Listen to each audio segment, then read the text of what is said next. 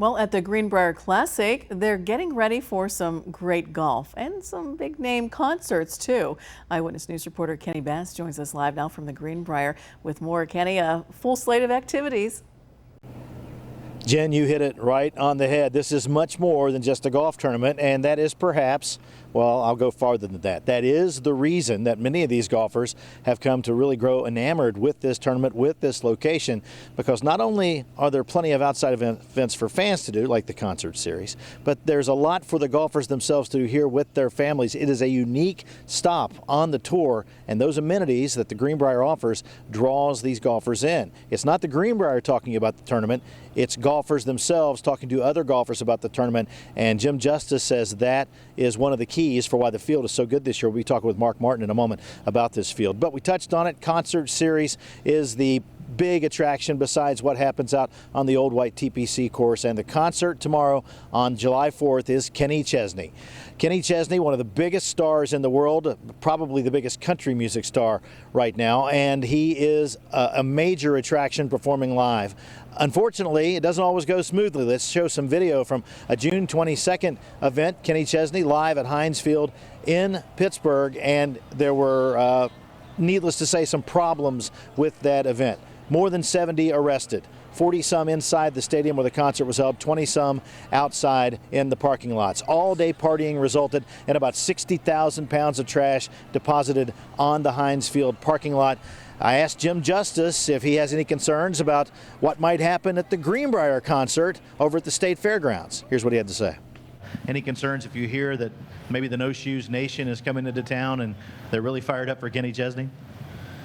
Well, Kenny, I haven't heard that and everything. See, I'm carrying a taser with me at all times, and no, I surely think we've got security out the yin yang, and we're not going to tolerate anything like that. We're just not going to tolerate that.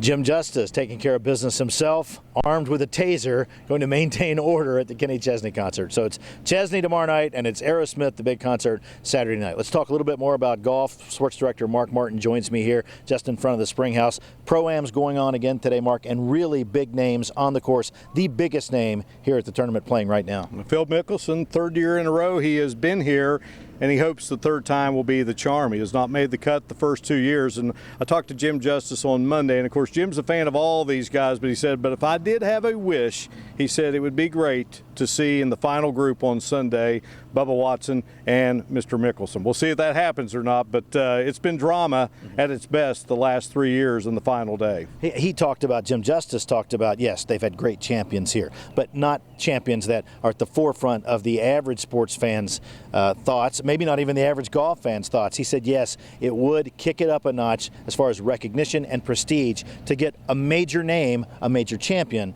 to capture that Springhouse trophy and that green jacket. That it's not the green jacket, it's the one with the Greenbrier crest. Yeah, I think that would be nice, but at the same time, as you talk to these guys, you know, just more and more, a lot of guys are coming on board, and just a lot of great golfers out there right now. And we saw two young guys win it the past 2 years in sudden death play. You can't beat that on a Sunday for golf, but it would be nice to see some big recognizable names there on Sunday in the final group.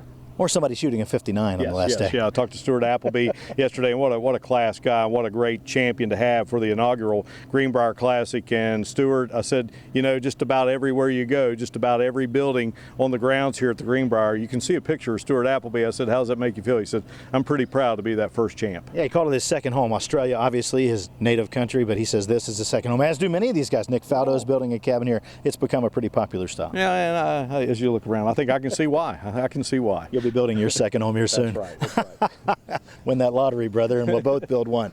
So the action continues today at the Pro-Am. You've talked with several. Who have you heard from today in the interview? We heard from Ted Potter Jr., the defending champion. Of course, he's excited to be back and trying to win a second one. And then also Bill Hawes, who's coming off a victory this past weekend. He was here, and of course, he was in the running. He was in that group 2 years ago that Scott Stallings won in dramatic fashion. So they were at the podium earlier today, and a lot of guys out on the course today as well. And we'll have all that tonight at 6 o'clock live. Josh Lewis will be here, and then a big recap tonight at 10 and 11. And one final note, the weather forecast for today, 100% chance of rain.